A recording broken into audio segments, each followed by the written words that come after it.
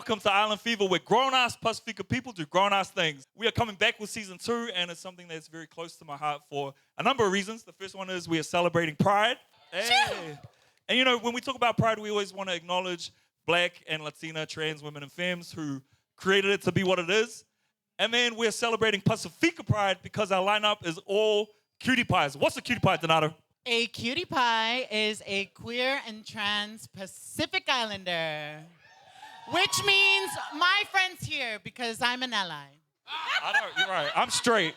So we want to kick off by, and you know, I've gone back and forth about this. Do we want to talk about coming out? Because are we perpetuating the idea that we need to come out? Like, at the end of the day, I landed on, is it going to help others? And that's kind of like the barometer for anything that I do. So, I don't know. Well, I mean, first of all, let's introduce our special guest. I was about to say, I was like, how dare this motherfucker skip straight to the talking point and not introduce the special event and the special guest all the way from Australia. I'll introduce myself. Is that my camera? Hi, everyone. I am your special guest, the incredible Queen Kong, or as my father calls me, Kevin.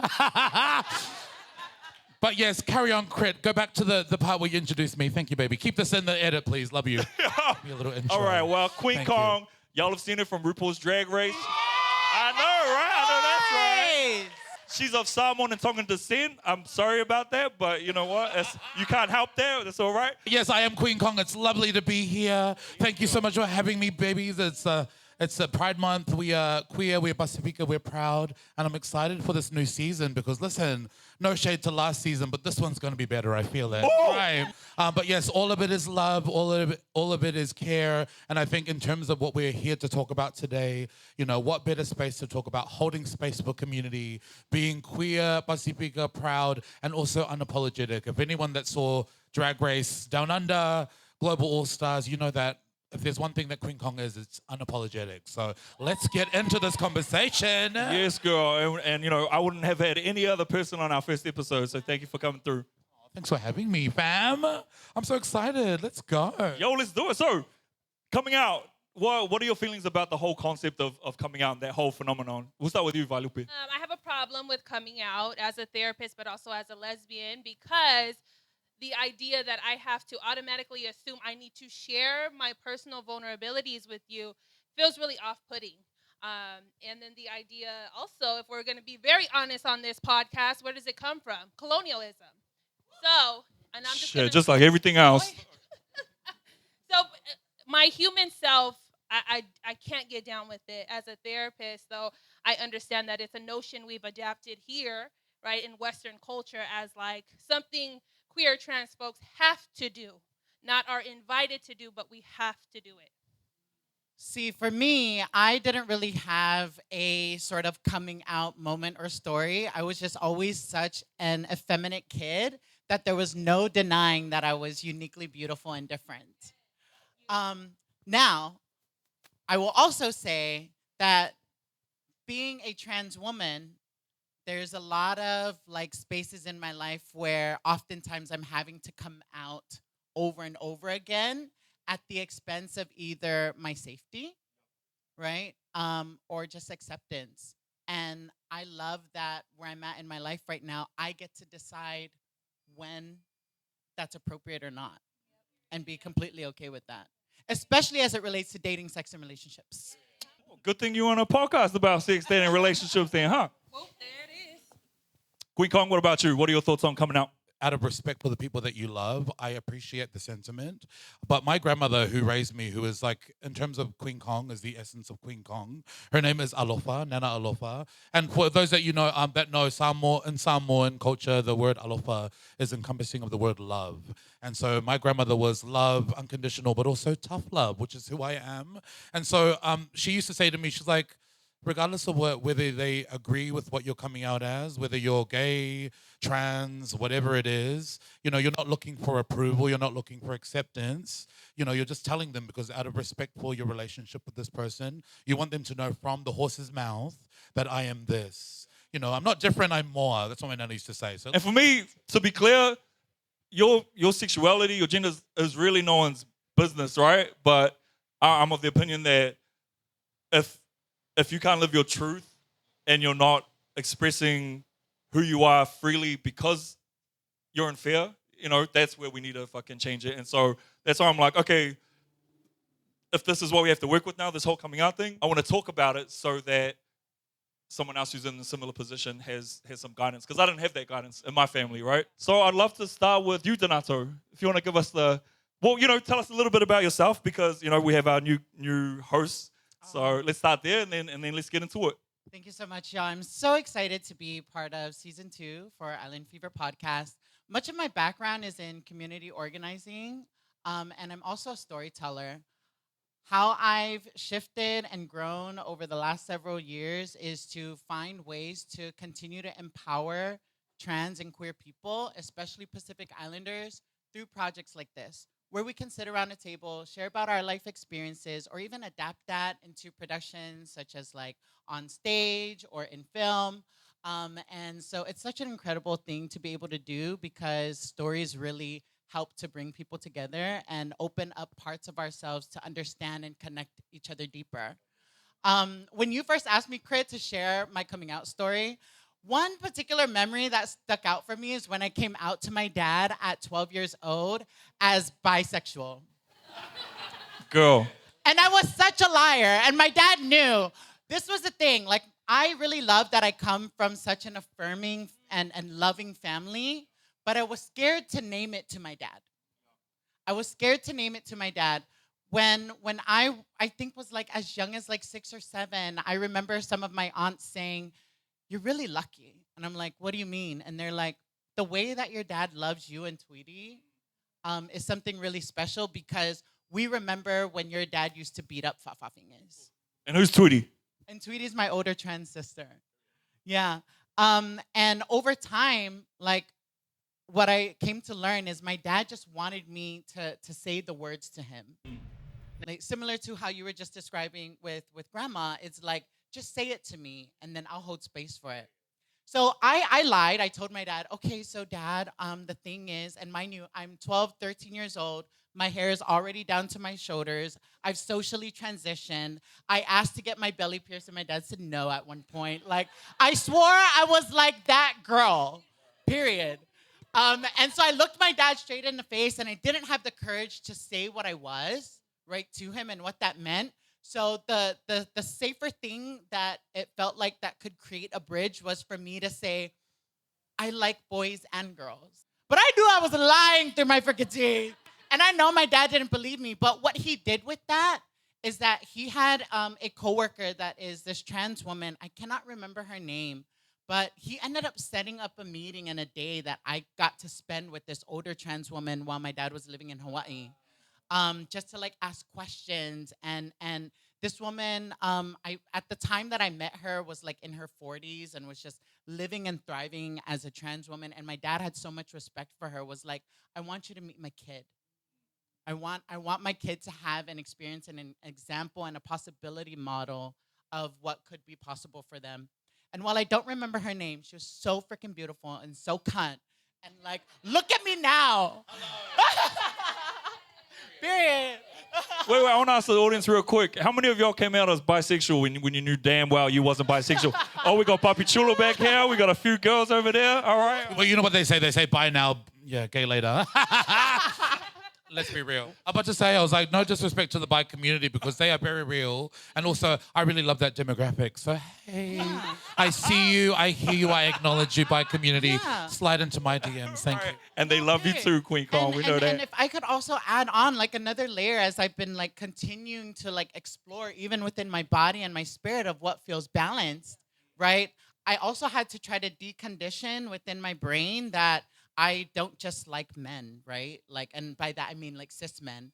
I think as someone that is trans, that socially transitioned young, I assumed that the type of relationship and partnership that I should always have should be of that of a cishet man. And as I've aged, I've come to explore and adopt so much deeper into my queerness to say, I don't want to shut my heart off to love, however that looks like. Give me that Leif Ashley. Leif Ashley, you watching this? Oh, hey, Leif Ashley. I don't know. Let me stay away from Dominicans. Vailupe, let's talk about you coming out. So unfortunately, although I come from a family full of love, and honor and respect, my story of coming out didn't happen. I was actually outed at a very young age. Right, the audacity. All right, put your hands up if you got outed by someone else. Oh, okay. Damn, you can check Yeah. like gay bingo, Wow. yeah. People be spilling my tea all the time. Hello? And they felt that. You seen that hand go up right here. Period. Very much so that. And not only was I outed, I was very young. I had no idea what I felt, but I knew it was something different. And so automatically when you are outed, at least from my experience, there's a layer of shame, like I did something wrong. Like, holy fuck. What am I going to do when my parents find out? Not even my parents. Let me be so for real. Where's the camera? When my daddy found out. Because my dad is a very traditional Samoan man, and I'm the eldest daughter, and if you know, then you know. So I didn't get to come out, but I think it's fair to say that now I live my authentic life, and it's an invitation for me to share when I decide to come out, because as you see, right, I present as a very cis woman, and so the assumption is she don't got a fine-ass wife at home waiting on her. Period. The assumption Alright, is that yes. she's married to some random man. And so there is an invitation, right? I say that to emphasize for me, although I was outed, I decide to come out because I'm inviting you to know my love. I'm inviting you to know who I am as a person and my beautiful wife who's at home watching me. Period. Okay, she is putting all you husbands to shame right now. All right, so Queen Kong, last but not least, like, I know you got a story. Oh, listen, I definitely have a story, and I feel like this story is like, in all the seasons that I've done of Drag Race, they've really tried to push the story of struggling Pacific artist, really against the grain. You know, I used to play rugby, which is why I'm built like a brick shit house. You know, It's those muscle shoulders. right, when Alyssa Edwards saw me, she was like, "Well, damn, bitch." So I see why they call you Queen Kong. She also used to call me Big Back Cadillac, but listen. Which I am unapologetically. But my coming out story, my grandmother, as I said, I was very fortunate to have such strong matriarchal warrior queen energy in my family. All the women, especially on my Samoan side, because I am Papapinge and Pakaleiti. My dad is Tongan. You know, and so the women in my Samoan family always held space for me and always really just understood the assignment and went above and beyond to reinforce. And so everything that Queen Kong is, you know, in terms of this drag character, is modeled after all of those strong Pacific women. And so for my coming out story, when I was 7, I used to go to a Catholic school. Yeah, I was 7 years old. And so I at school one day, my grandmother used to look after me and my sister after school because both my parents would work. And so my grandmother got called to the school one day by the principal, who was like the high priest, and he was berating me because me and some of the boys in the school, in the class, were play fighting, and we were like trying to kiss each other. You know, and I say we were trying to kiss each other, we were mutually trying to kiss each other. Wait, hold on, wait. Right. How you was in a threesome? Like, how many? No, baby, this was 7, so we're not going to do this, Peter. But listen, we were all playing this game, and obviously my queer ass was very like evidently feminine, and so this priest made a real task of taking me to task about it. Pulled me in the office. My parents were called. My grandmother was called, and my grandma walked into this priest calling me like a pedophile. You know, like all of the names that you could imagine. You know, a poopster, a faggot, all of these things. And so my grandma walked in, heard all of this stuff. She took me home after she berated this priest and told him where to go.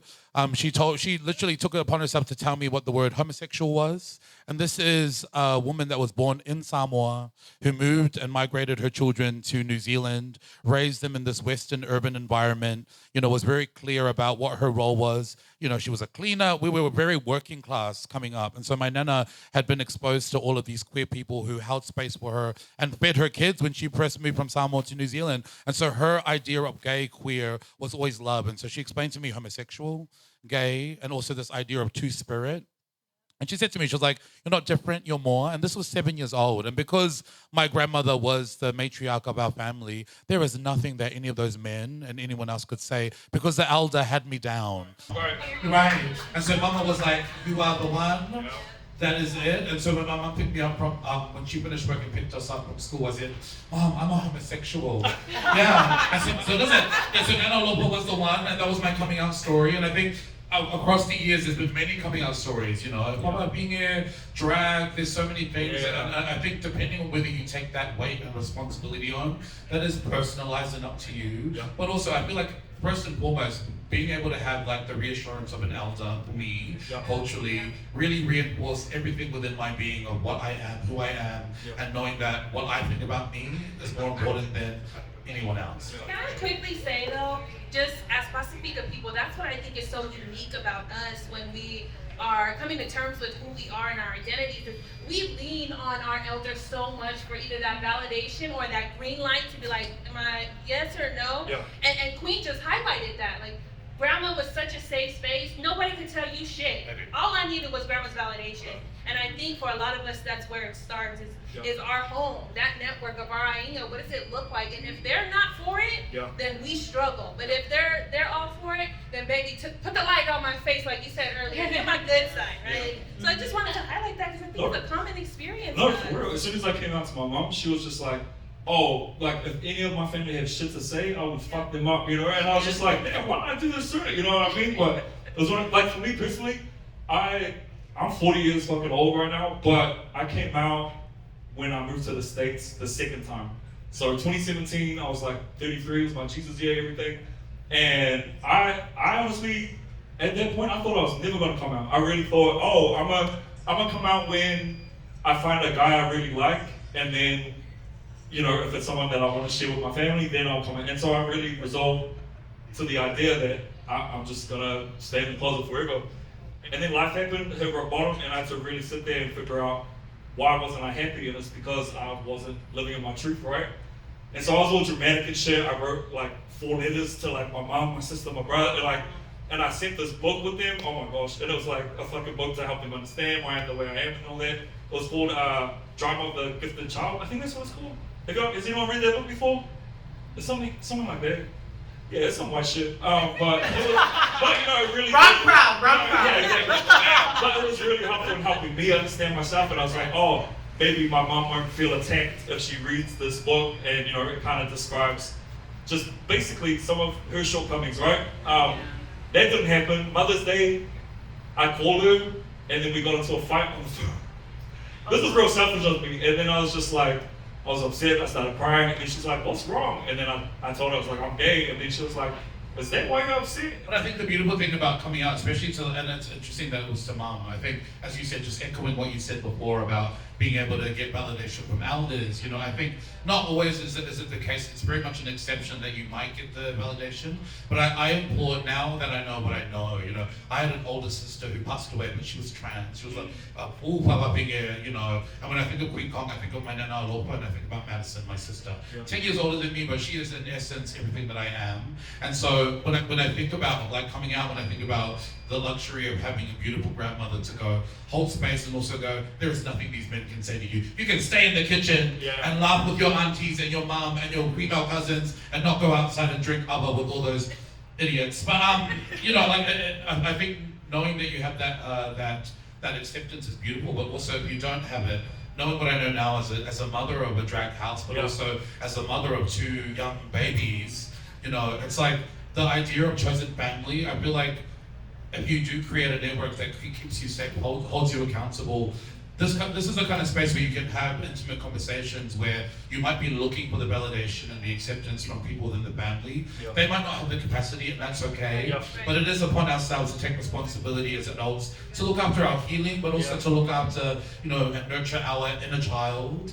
You know, no matter what we've gone through, and find people that are like-minded that can hold space and go, baby, I see you. You know, I see you. I see this journey. Papa. Baby, I see you, Papa. I see you, lady. Right. So I think in terms of mom, that relationship, so beautiful, but it's also valid to go, you know what, I'm going to find a little chosen family now. I know that there's more representation out there. Let's find that and like build up the courage within this network before we go to the family and absolutely might get shot down. You know, because I feel like the opposite version of that happens a lot, especially within the Pacific community of going, Mama, I'm this, and Mama going, oh yeah. My mom was the first person I came out to voluntarily. Other times I was exposed because I was in trouble with the police, and it was like I was in a situation where, you know, it's like, oh, bitch, yeah, I'm fucking a man right now, that's why. There was one time I got outed. I've only ever had one boyfriend. I was 24, I was in the closet, I was back home in New Zealand. And see, the thing for me was, I've always been very involved in community. So if I hooked up with an islander back home, it would be out, like I'd be out within days, right? Everybody would know. So my default was white men, and they had to be like 5 years older at least, because that way they couldn't really mix with my crowd or nothing. And the one boyfriend I've had is actually Queen Kong. Oh, that's right. You two share an ex. Yeah. Listen, I love that you said that we shared an ex. I didn't realize I was in a relationship with this motherfucker. So listen, it was like, when I met Crit at UTP at Miss Island Goddess, he was like, we have the same ex, Tim. And I was like, who? And I got Alexander's 30th birthday. That's right. Because one of his friends went up to his parents at the 30th and was like, oh, Tim's here with his boyfriend. So I had all these people coming up to me, and I was like, bitch, I didn't give a fuck about it. Someone was like, y'all had no fucking right to out me at this shit, but it doesn't matter because they're all white, they didn't know any of my people, so it's So like, listen, I was not even checking, but again, I didn't realize I was in a relationship with Tim. So as far as I was concerned, I was like, we were open, maybe we were in a relationship, because I was definitely seeing other versions of Tim. That's what kills me is that Queen Kong did not give a shit about him, and you know that's how it was. That's a lie, Tim. I loved you. How dare you? Don't drag me into this mess. I loved you, Tim. Honestly, I saw you, acknowledge you. I don't remember you, but listen, Crit does, obviously, so let Crit tell a story about his No, yo, I was sprung, and the thing is, like, I remember one time, he wasn't picking up my calls. I was like, oh no, this motherfucker did. And so I drove down to his house, and he saw me coming, and then he tried to drive off. You better believe I fucking cut him off the street and was like, and live traffic. That's how bad it was. And I said, get out the fucking car. Like, I just want to know, was wild. this before or after Queen? This was definitely before. This was before, so you got my scraps. I just Remember that. I definitely got the scraps, and also I got somebody that was definitely ready for like more of a nurturing version of a papa. Listen, I'm crazy, but when Britt was telling me, I was like, maybe he does have a type. I didn't unleash all of that realness onto him, but listen, I could have, but again, I wasn't invested in the relationship. Oh, So damn. that's on you, baby. No, okay, so going back to the whole idea of coming out, right? Yeah. What are some other situations or experiences that that they resemble that whole experience? Donato, if you don't mind sharing, I know me and you are very candid totally. about our experiences. Yeah. I went on this journey 3 years ago to really deep dive and process within myself why I was feeling so much anguish, anxiety, and hurt, and it didn't have a place to place it or even fully identify it. I didn't have the language until I went through therapy for the first time and uncovered so much that I feel like I was just bottling up for decades, right? And the thing about that is, sorry, I'm just getting glimpses of that part of my life, is I was going to like so many unhealthy places to process that. And what that looked like was using in ways that did my body so much more harm, right? The drugs that I was taking became more and more risky. The methods that I was using became more and more risky. The people I was getting lost in through sex became so reckless and careless. Like, when you were talking earlier about body count, like, I don't know what my body count is, No, because like, it's it's like thousands, right? It's like like probably. Period. It's immeasurable at this point. Yeah. But like I was going to these places to escape, Yeah. right, and to not feel. And it was an unhealthy way to live until I got to a point where I was just like, enough is enough. And I was holding on to so much shame around all of these behaviors and what I was doing, and I was being so sneaky about it. Like, as someone that could be such a high-performing individual, like in just any space, right? Because growing up as Pasifika, there's a part of me that always felt like I was never really good enough, and so I had to work twice as hard as everyone else. And that within me, like, created this whole another level of like hyper vigilance and perfectionism, to feel safe, to feel seen, to be loved. So much so that I didn't know how to ask for help. I didn't know what help looked like, right? And I felt that if I was gonna take any steps towards trying to figure it all out, everything around my life would crumble. There wouldn't be any place to come back to because so many people relied on me, either within my family or within my community, that I felt would not be okay with me taking time away. Yeah.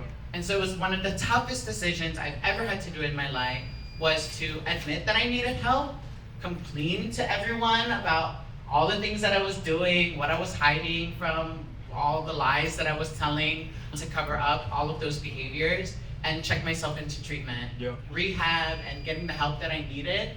I realized everything in my life had to change. Yeah. You spoke about it earlier about reconnecting with your inner child, and it was through that process where I let everything go, right? The job, the security, the people, and to just say, I love you all, but I'm gonna need to leave you here, and I need to love on me.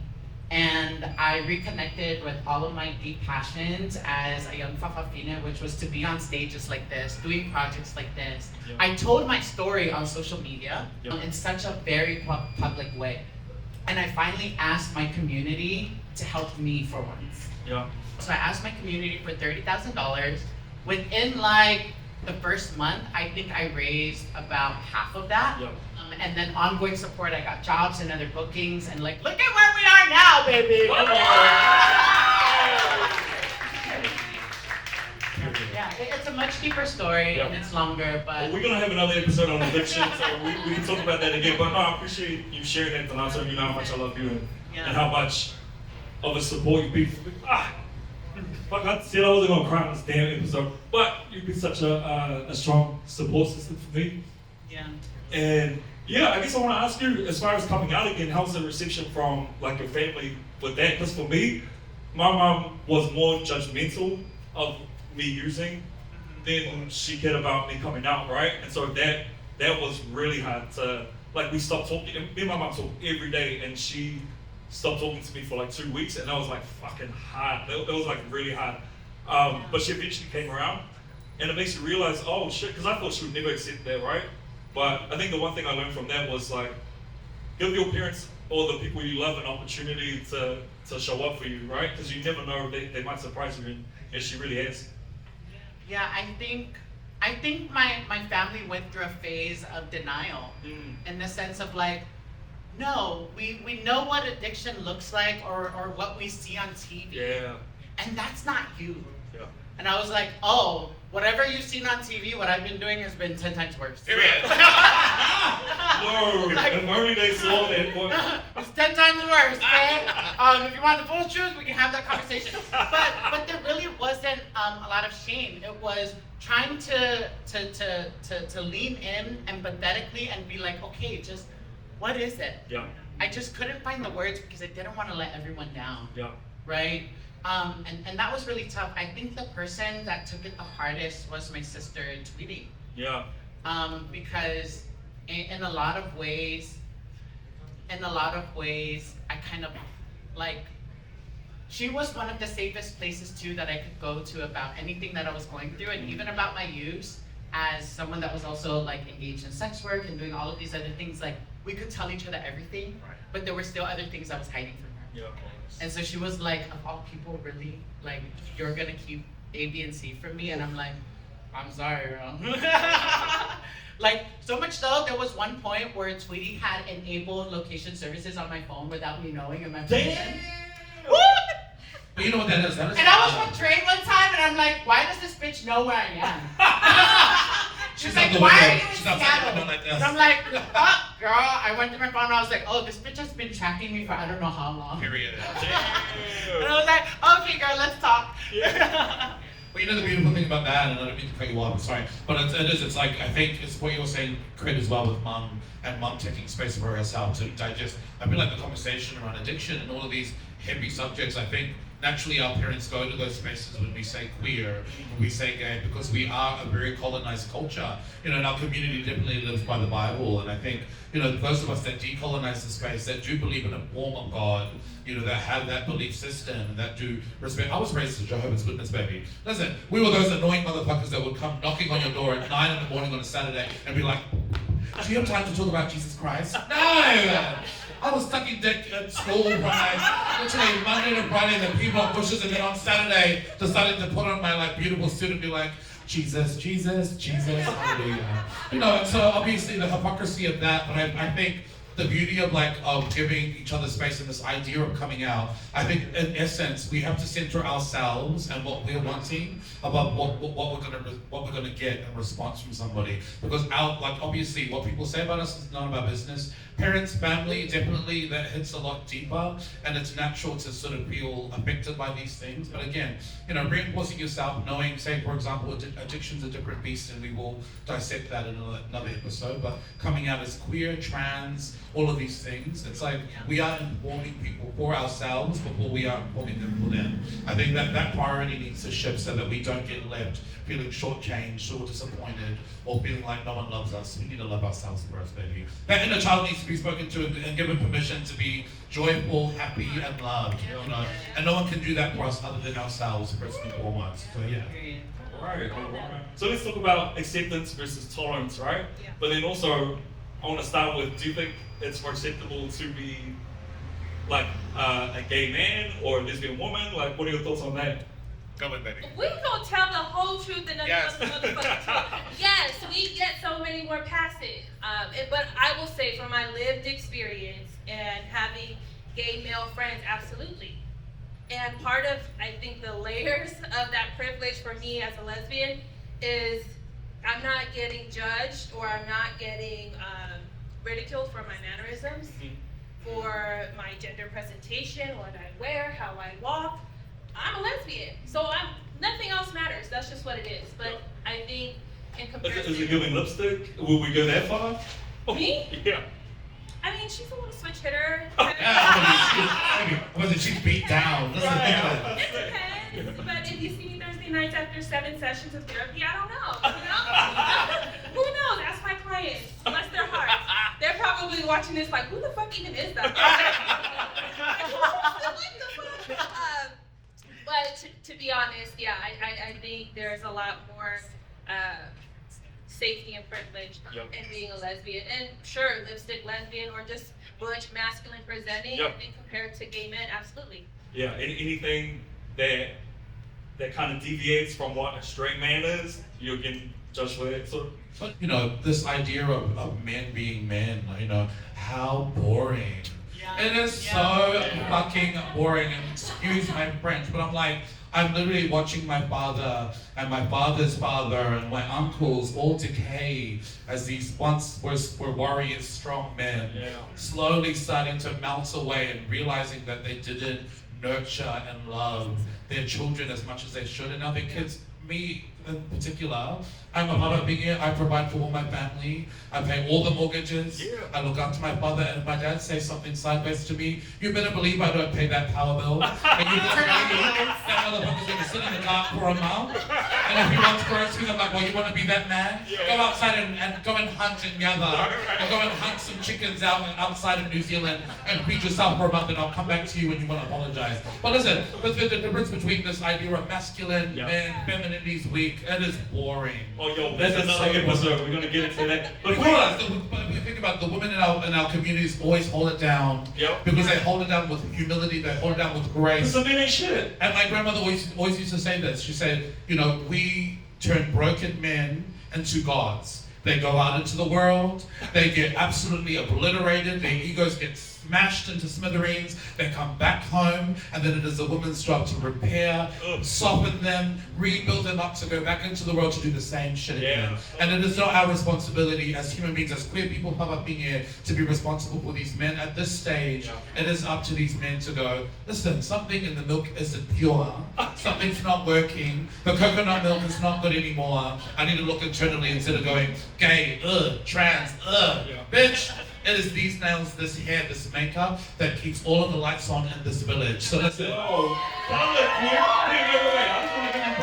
Queen was owning fucking multiple homes and a fucking how old were you? You already had bought your first home. Look, it sounds it sounds really impressive. But at 19, I had already owned 2 properties. Mostly, and that was because my grandmother and my sister who passed away, Madison, when they died, they left me a little bit of inheritance. And it wasn't even a lot of money. It was literally like 10 stacks, 10 grand. And because I am very smart, I invested that into the family home and took ownership of this property. And from that house, we now have multiple. But also, again, it's not even about owning property. It's about having that kind of wealth. But it's mostly about having the independence and also knowing that, listen, you might not be here for me and what this is, but the people that are here for this will capitalize off the fruits of this labor, and the ones that don't, listen, you'll get a distant, here's a little here's some omsami and some galu every now and then. You can have one tin of bisubo, but don't be, don't go too much because this generosity is limited because we have boundaries.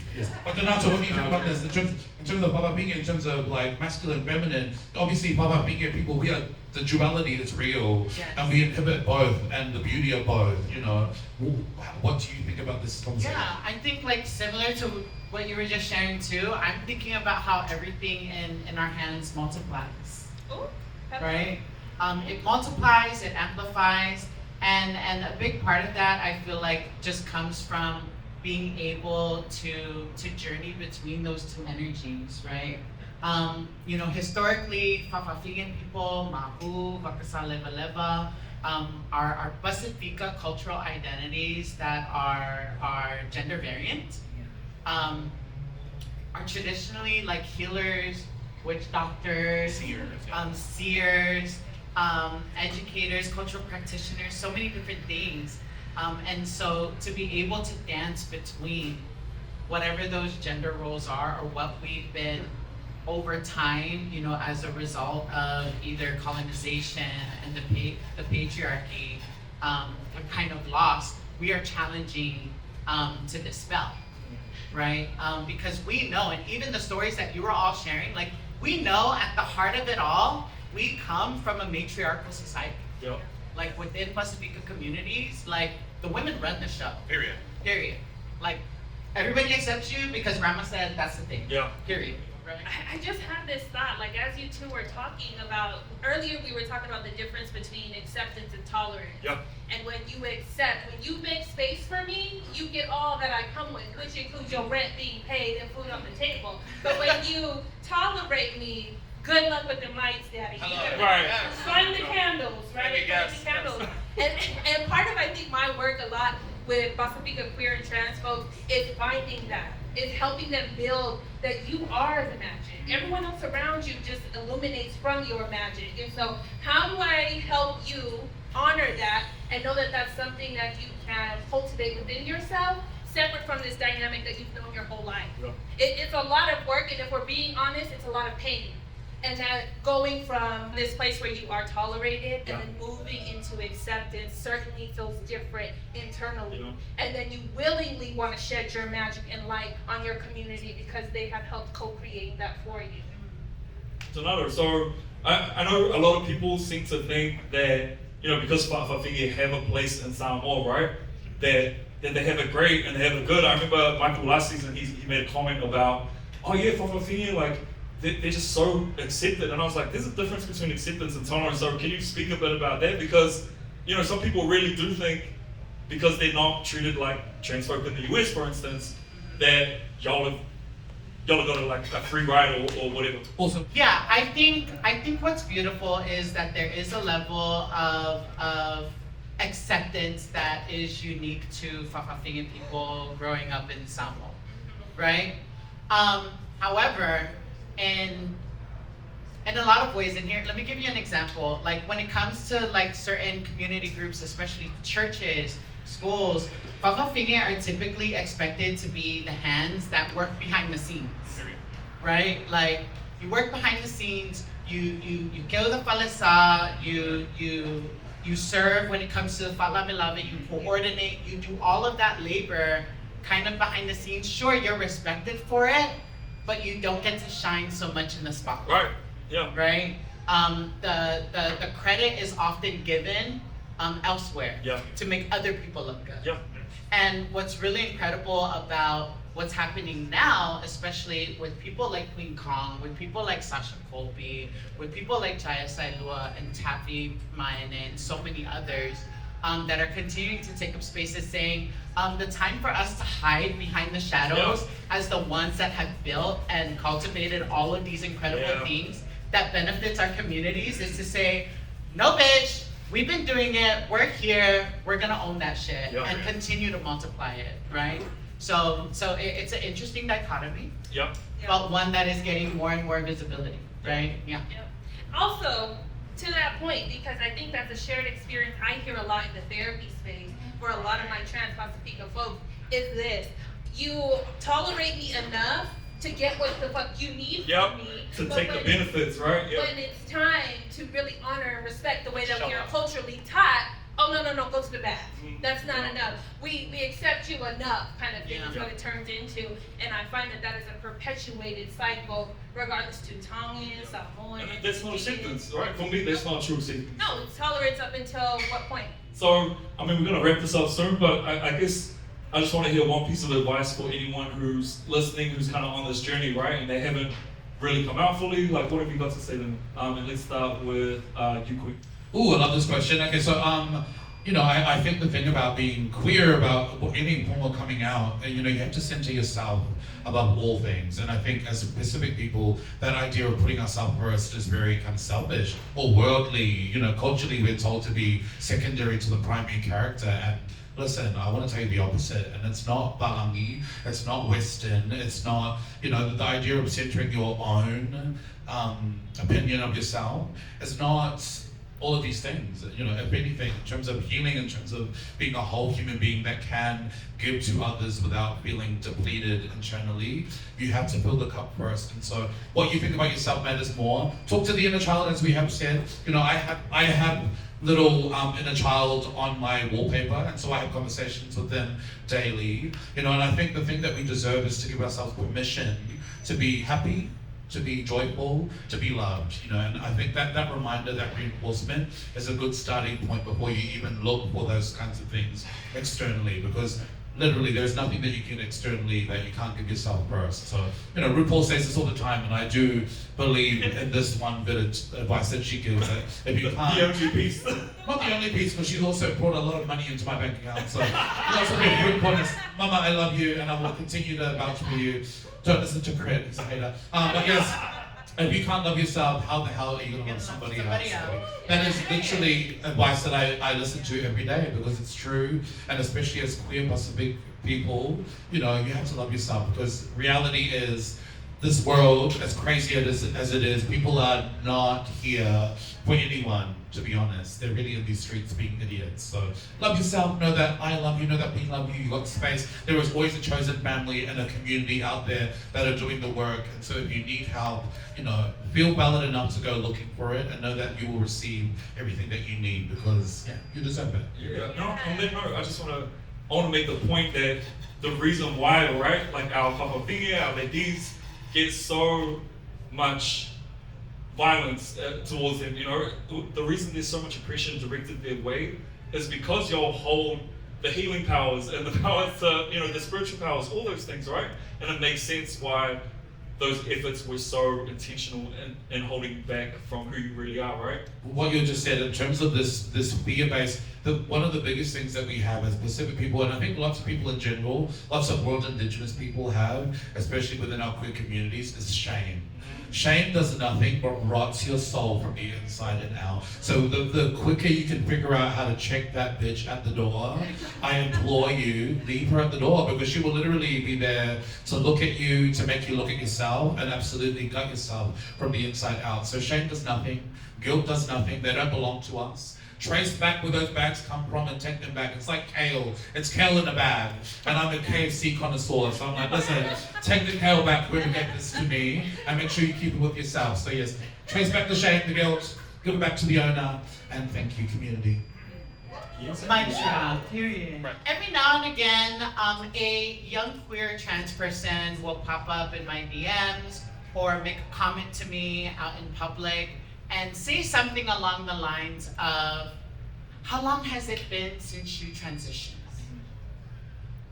And I think there's something about that question that always makes me pause, and I take a moment with them, and I'm always like, what makes you think that I'm done transitioning?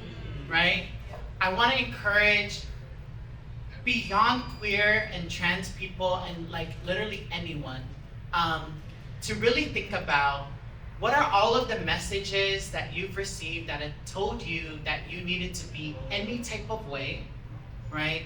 Or like any type of person, and challenge that within yourself, right? When you can begin to question all of those things within you, you'll unlock something that will bring you more connected to the people around you. I know I have, and I invite you to do the same. Okay, on word. Sunday's sermon right there, okay. You guys got me mesmerized. I'm like, No. oh my goodness. The therapist needs to say nothing but I think first and foremost, I am glad you're here. For whatever has brought you here, I'm glad that you are here listening and receiving this medicine and this safe space, because number one, you deserve it, but we wouldn't be here if you weren't here. So together we make an Ainga. But secondly, take the healing into your own hands. A lot of us sometimes feel like we are robbed of that opportunity, or there's no space for it. And so my encouragement to you, if you're struggling, if you're unsure, if you're sitting in shame, remember that your emotions inform you of things. They are not to be ignored or suppressed. They're giving you information. So do what you will with that info, but remember that there is a cultivated love that awaits you, and sometimes it's outside of those doors. Thank you, therapist.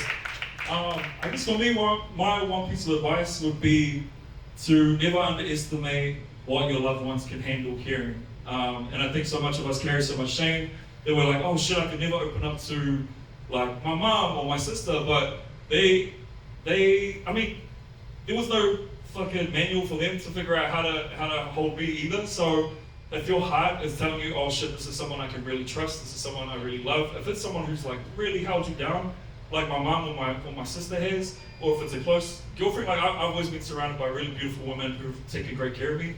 And now that I think back to it, any one of them, I would have been able to open up, and the weight I would have felt lifted off my shoulders would have put me in such a different headspace growing up, you know? I don't regret anything or how things have turned out, but I think again, going back to anybody listening out there, this is a way you could really just be kind to yourself and gentle with yourself by opening up to someone. And if you do have access to a therapist, I really encourage you to use that professional to, you know, just broach the conversation. And once you do, honestly, it just gets easier and easier. So that's me. Love it. That's amazing. Now, one last little point before we've started. It's been such a beautiful conversation. So safe, and we've created such a nurturing environment. I just want a little bit of tea because I am a shady bitch and I'm drag. So, and I think the audience want to know this as well. Where's my soda water? Right, Crit. Bobby Chulo, can you get another one? Can we get a shot of tequila? Right, because we're gonna need it in about 2 seconds. So, Crit, what was the reason for the rebrand? And what was the tea from last season? Hey, first of all, I'm not gonna let any of y'all fucking try to paint me as Matthew Knowles, alright? So it is that. I don't know, you're gonna have to ask my little bit. Wait, Sole. Oh no. I want to echo that my business hours are from 9 to 6. Period. I believe boundaries is about 9 p.m. Oh, is this Miss America? Is this the pageant? Girl. Well, listen, slide into the comments about what you think happened from season 1. And then I'll get in there too, and I'll validate and confirm whether it's true or not. But as you see, there is a brand new set of co-hosts, and there are no longer the other co-hosts. So no shame to the others, because I also love you. I do still follow you, but I love them. I'm here for the mess. So comments go messy. Let's figure out. Let's imagine what it could have been that broke up the Growth Podcast. And then also remember that it's Pride Month and peace and love and community. Oh my God. Yo, everybody, can we give it up for Kween tonight and Pasifika? Thank you to all of our amazing friends that have come out for our live taping event. I also want to acknowledge our friends here at Beaches WeHo for hosting this live taping event.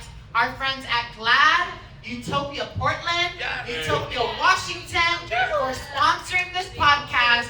And I promise I'm going to help to make sure that you never run dry. Our friends at Wicked Central Care have provided all of our guests here in attendance with, here we go. Oh, yes. Passion With fruit. water-based lube and the flavor passion fruit. Wow. So stay wet, stay hydrated. Happy Pride, bitches. Okay. Yeah. Okay, so our sign off is by hers, okay? So 3, 2, 1.